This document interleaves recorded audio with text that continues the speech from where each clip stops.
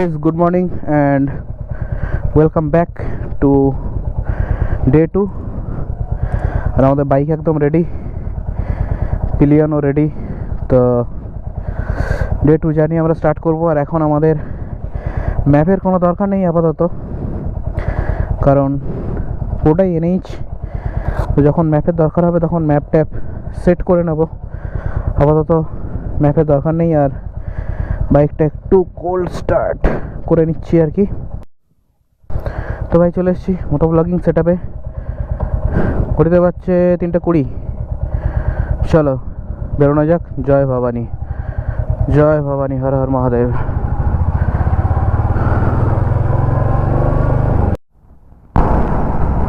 ঘড়িতে এখন পাচ্ছে 3:35। আর ভোরবেলা এই সময়টাতে রাইড করতে, মানে যারা রাইড করো তোমরা ভোরবেলা এই সময়টাতে, তারা জানো যে কতটা সুন্দর লাগে, কি ফিলিংস আসে এই সময় রাইড করতে। রাস্তাঘাট একদম যে ফাঁকা থাকে তা বলবো না, কেননা ট্রাকগুলো এই সময় চলতে থাকে। তো রাস্তায় তুমি যদি এনএইচে থাকো তো তুমি একদমই একা নাও, তোমার সঙ্গে এরকম প্রচুর গাড়ি যাচ্ছে। আর সত্যি বলতে এই সময়টা রাইড করতে কিন্তু খুবই ভালো লাগে, না ফাঁকা না ভিড়, একটা আলাদাই সুন্দর ওয়েদার। শুভ সকাল বন্ধুরা, ডালখোলা ঢুকতে চলেছি। আর আই থিঙ্ক 15 কিলোমিটার বাকি, তাই তো 11 কিলোমিটার ডালখোলার 11 কিলোমিটার। ঘড়িতে এখন পাচ্ছি 4:50। 4:50 মানে আমরা 5টা অবধি ঢুকে যাব। তার মানে হচ্ছে প্রায় 1.5 ঘন্টা ডালখোলা ঢুকে গেলাম। তো যাই হোক, সকালটা হচ্ছে কত সুন্দর, একদম ফ্রেশ ওয়েদার, ফ্রেশ হাওয়া, সমস্ত কিছু একদম ফ্রেশ। রাস্তাটাও ফ্রেশ, দেখতেই পাচ্ছ। স্পিড লিমিট রয়েছে 100-120, তো আমরা 100-100-ই ক্রুজ করছি। ভেবো না যেন ওভার স্পিডিং হচ্ছে না, একদম সুন্দর লিমিটের মধ্যেই আমরা যাচ্ছি। এই বাইপাসটা 100 থেকে 120 লিমিট থাকে, তো compatible for over speeding. I mean 100-120। Enfield তো 120-র উপরে যায়ও না যদিও, তো ভেবেও লাভ নেই। আর আমার পিছনে একজন পিলিয়ন বসে আছে, তো আরোই উঠবে না স্পিড। মোটামুটি 100-100-এ ক্রুজ করছি। আর আমাদের ডেস্টিনেশন এখান থেকে দেখাচ্ছে 200 কিলোমিটার, মানে কোলাখাম। তো চলো এগোনো যাক। আর সত্যি বলতে সকাল সকাল বাইকটা চালাতে বেশ ভালোই লাগছে। গাইস ঘড়িতে এখন পাচ্ছে 6:25। আর আমরা জাস্ট ইসলামপুর বাইপাসে এন্ট্রি মারলাম। ভাই ইসলামপুর বাইপাসে শুরুতে যেমন কন্ডিশন ছিল এখন কিন্তু তেমন নেই। এখন প্রচুর গাড্ডা ফাড্ডা হয়ে গেছে। তাও এই সাইডটা দেখতে পাচ্ছি একটা নতুন লেয়ার চাপিয়েছে। তোমরাও দেখলে বুঝতে পারবে যে এই সাইডটা একটা নতুন লেয়ার চাপানো হয়েছে। ওই সাইডে কিন্তু এখনো গাড্ডা ফাড্ডা আছে।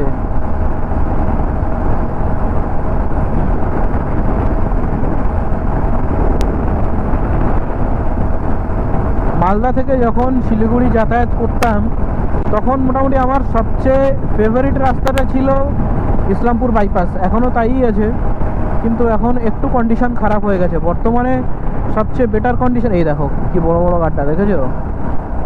বর্তমানে সবচেয়ে বেটার কন্ডিশনে আছে রায়গঞ্জ বাইপাস, কারণ রায়গঞ্জ বাইপাস একদম নতুন খুলেছে, তো ওর কন্ডিশনটা অনেকটাই বেটার।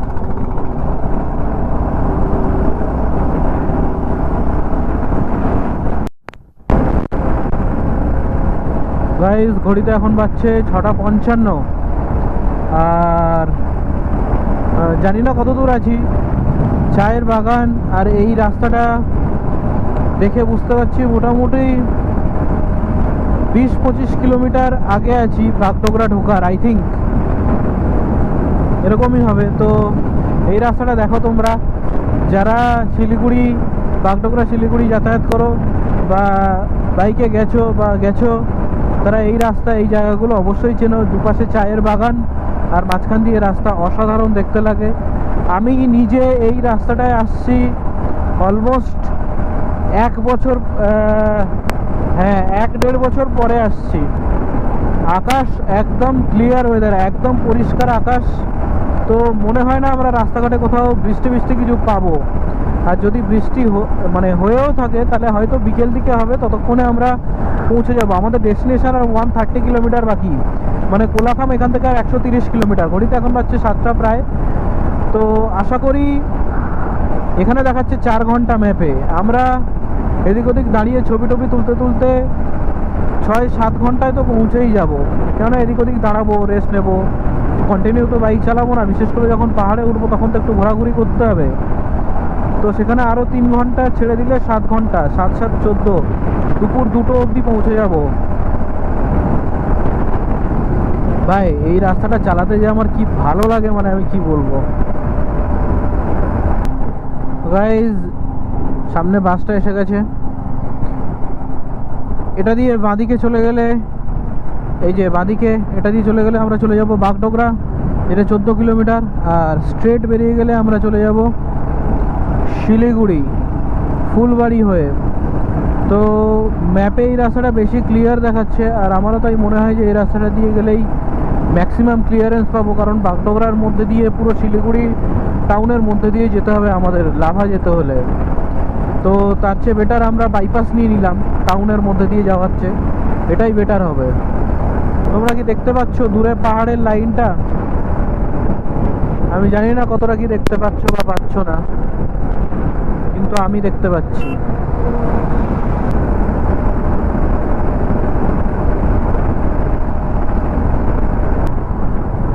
গাজলডোবা 10, মালবাজার 37। এই রাস্তাটা যদিও এর আগে আমি কখনো যাইনি। আমরা বরাবর যতবার লাভা গেছি ততবার সেবক করোনেশন ব্রিজ হয়েই গেছি ওই সাইডটা দিয়ে।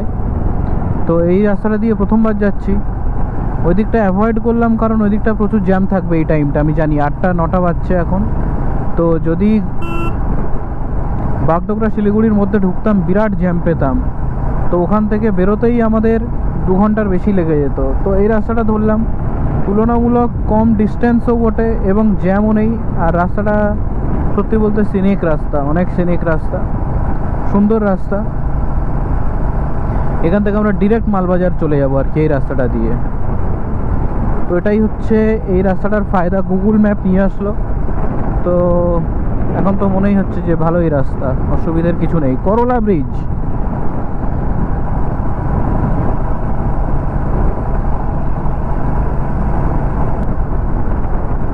ভাই এটা কি রাস্তা, এত সুন্দর রাস্তা।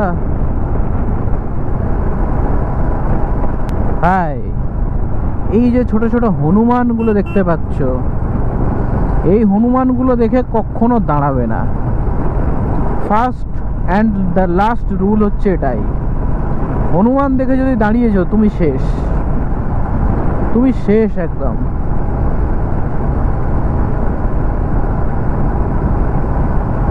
একটা ইনসিডেন্ট হয়েছিল, ইনসিডেন্টটা বলছি আমি। এরকম লাভা যাচ্ছিলাম আর করোনেশন ব্রিজ ক্রস করে আমরা একটা জায়গায় দাঁড়িয়েছিলাম ফাঁকা জায়গা দেখে। তো সেখানে এরকম অনেক হনুমান ছিল, সুন্দর ব্যাপার। এবারে ওরা কিছু বলছিল না, ওরা বাইকের ওপর উঠছিল, নর্মালি খেলে বেড়াচ্ছিল, আমরা অতটা ভয় পাইনি। কিন্তু যখন আমরা এবারে বাইকটাকে নিতে গেলাম, মানে এবার আমরা বেরোবো, আমাদের দাঁড়ানো কমপ্লিট হয়ে গেছে, রেস্ট নেওয়া, আমরা বেরোবো এবারে। তো বাইকটাকে যখন নিতে গেলাম তখন ওরা এবার বাইক থেকে নামছে না, কিছুতেই নামছে না। আমার একটা বন্ধু ছিল মেঘনাথ, মেঘনাথের বাইকের উপর চড়ে বসে গেছে, আয়না নিয়ে টানাটানি করছে এবং সিটটাকে কামড়ে কামড়ে ছিঁড়ছে। তো তোমরা একবার সিনটা ভেবে দেখো যে সিট কামড়ে কামড়ে ছিঁড়ছে। এবার বেচারা নতুন বাইক ছিল পুরো একদম, মানে সে তার তো চোখ ছলছল করে যাচ্ছে, পুরো একদম কান্না পেয়ে যাচ্ছে তার। আর বাইক থেকে কেউতেই নামছে না, যখনই তাড়াতে যাচ্ছে তেড়ে আসছে ওরা কামড়ানোর জন্য। লাস্টে আমার মাথায় একটা আইডিয়া এলো যে ওদেরকে কিছু খাবার দিতে হবে, ট্রেড করতে হবে, কারণ বাঁদর হনুমান এরা খুব ট্রেডে বিশ্বাসী, ঠিক আছে। মানুষের পূর্বপুরুষ তো ব্যবসা জিনিসটা খুব ভালোভাবে বোঝে। তো আমি আমার আর একটা বন্ধুকে পাঠালাম কিছু খাবার দাবার কিনে আনতে। তো সে গেল, গিয়ে খাবার টাবার কিনে আনলো। তাতে মিনিট 15 সময় তো গেল, ততক্ষণে একটা সিটের পিছন দিকটা পুরো ছিঁড়ে ফেলেছে সে। দিয়ে ওদেরকে বিস্কুট কিছু খাবার টাবার দেওয়ার পরে ওরা নিজের থেকেই নেমে গেল আবার। তো এই হচ্ছে ব্যাপার। তারপর থেকে আমি একটাই শিক্ষা পেয়েছি যে যদি বাঁদর হনুমান দেখে যাও একদমই না। বাইক ওখানে, বাইক গাড়ি হলে সে আলাদা ব্যাপার, কাঁচ টাচ বন্ধ করে রাখলে, কিন্তু বাইক তো একদম থামানো যাবে না, তাহলে ওরা কিন্তু অ্যাটাক করে দেবে, হামলা করে দেবে, হামলা।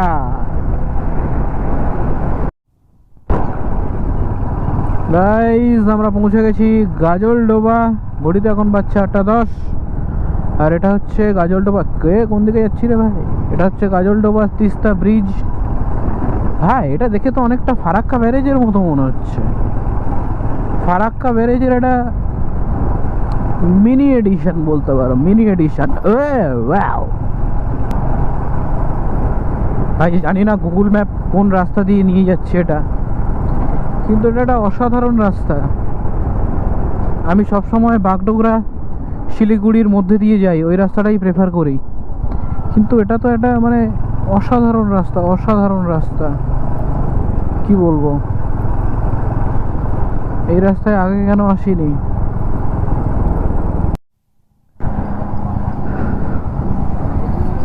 ওদলাবাড়ি গাইজ, অবশেষে আমরা পৌঁছে গেছি ওদলাবাড়ি।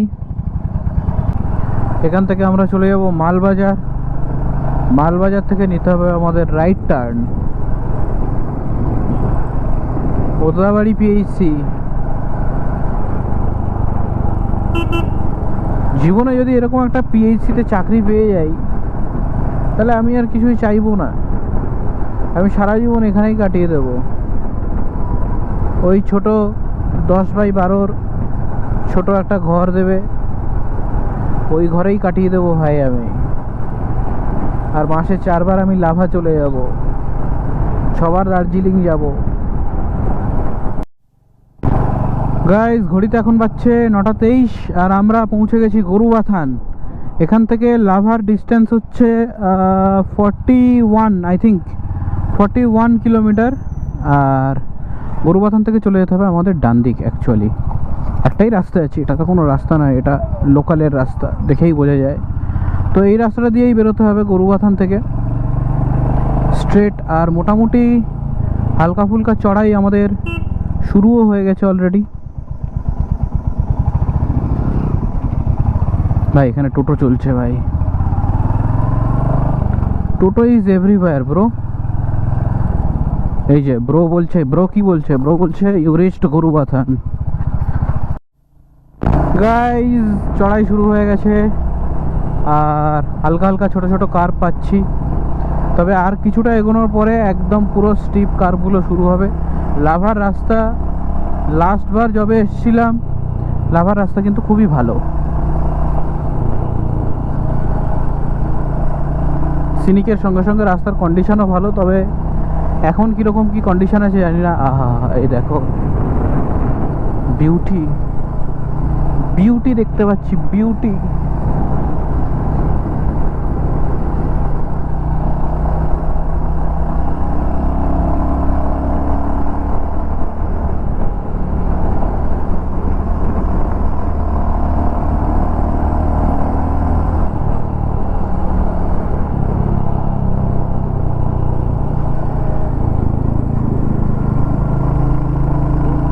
হে ময়ূর, ময়ূর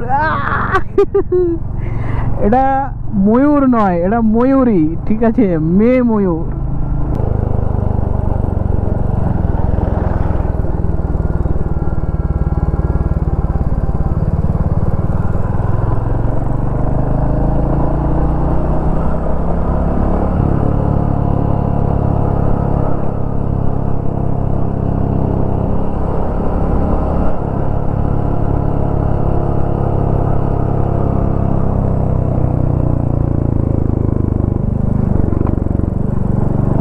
এখানে খেয়ে নেবো,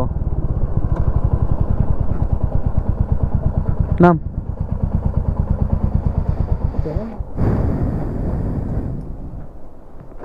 গাইস এখানে একটু চা, মোমো, ম্যাগি এসব খাবো।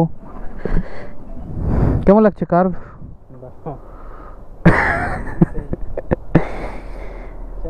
দিদি মোমো হয়ে যায়গা তো ওকে। তো গাইস ঘড়িতে এখন বাজছে 10:30, আর আমরা একটু ব্রেকফাস্ট করে নিয়েছি মোমো ম্যাগি দিয়ে।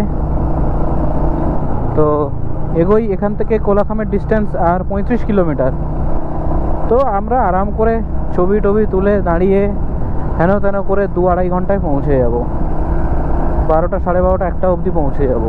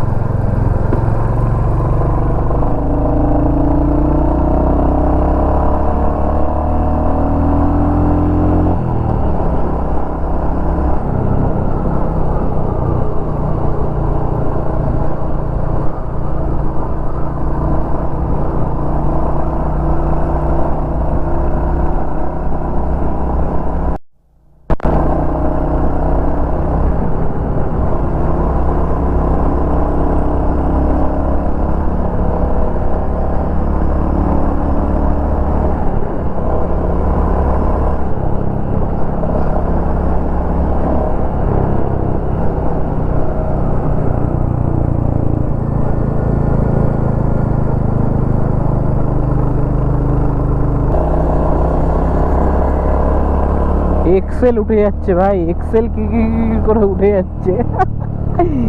সুতরাং এনফিল্ড নিয়ে অহংকার করার কোনো দরকার নেই, কোনো বড় গাড়ি নিয়েও কোনো অহংকার করার দরকার নেই, কারণ এক্সেল উঠে যাচ্ছে। তো বুঝতেই পারছো, it depends upon rider, not upon the vehicle. সাইকেলও উঠে যাবে যদি কেউ তুলতে জানে তো।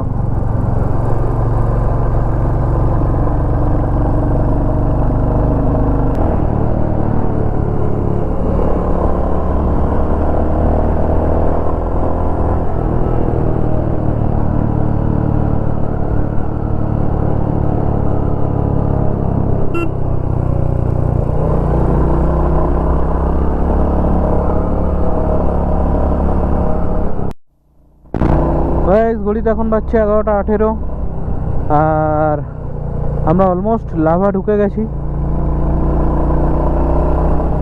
আর মাত্র 4 কিলোমিটার বাকি।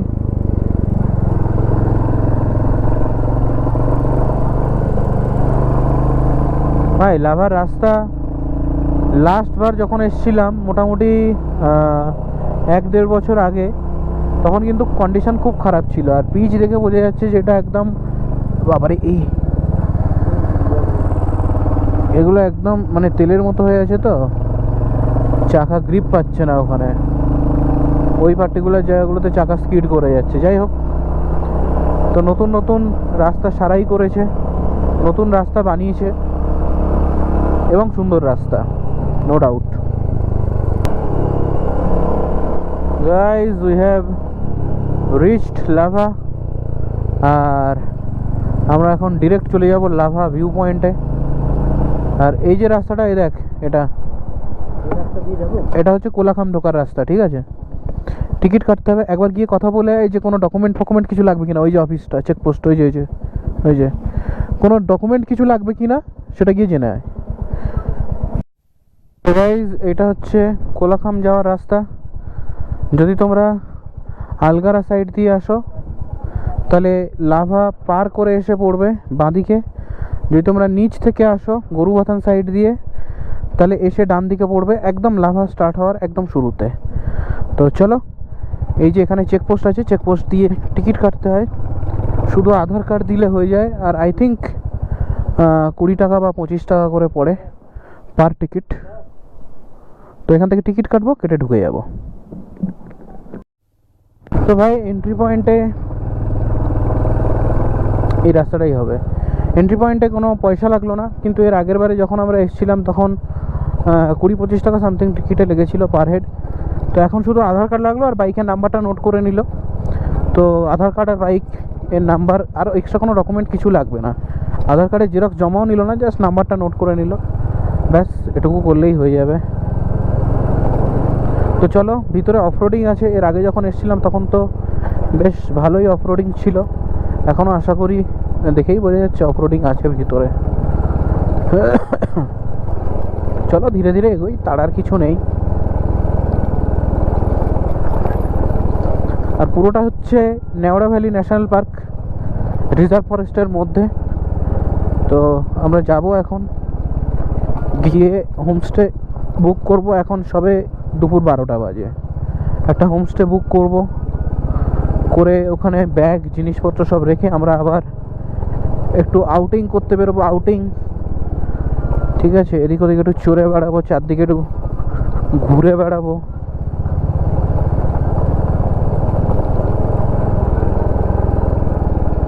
হ্যালো হ্যালো, এখান থেকে কত কিলোমিটার? 8 কিলোমিটার দেখাচ্ছে। 8 কিলোমিটার মানে এই রাস্তায় অনেকটাই রাস্তা। সুন্দর অফরোডিং। একটু পাহাড়ে এসে অফরোডিং না করলে ঠিক ব্যাপারটা খেলে না, জমে না ব্যাপারটা, বুঝেছেন? অফরোডিংটা হচ্ছে সেই টপিংয়ের মতো, ঠিক আছে? খাবার ডেকোরেট করলে, বানালে, সব করলে ঠিক আছে, কিন্তু উপরে একটু হালকা করে টপিংটা ডেকোরেট করে দিলে ঠিকঠাক, তখন ব্যাপারটা সেঁটে যায় আর কি, বুঝেছো তো? তো এই অফরোডিংটা হচ্ছে ঠিক সেই টপিংয়ের মতো, সেঁটে যায় ব্যাপারটা।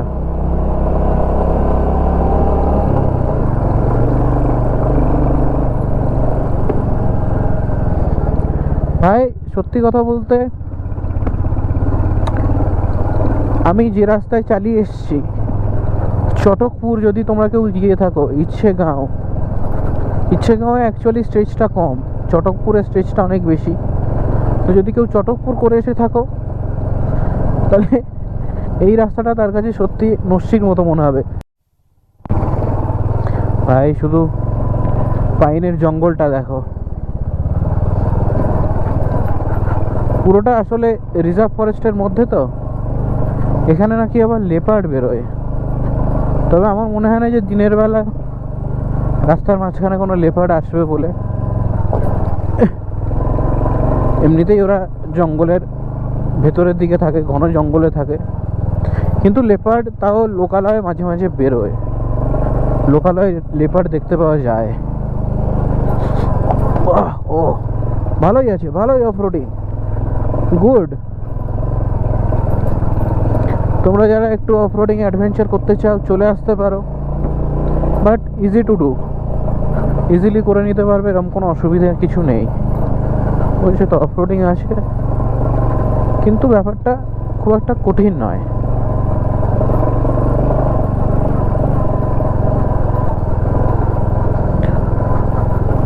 শুরুতে অতটা ভারী ভরকম অফরোডিং না থাকলেও মোটামুটি আমরা 2 কিলোমিটার চলে এসেছি।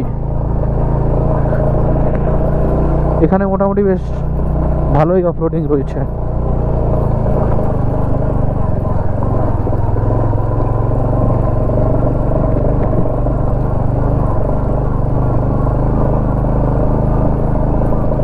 যাচ্ছে, কিন্তু জায়গাটা একদম মানে অসাধারণ জায়গা।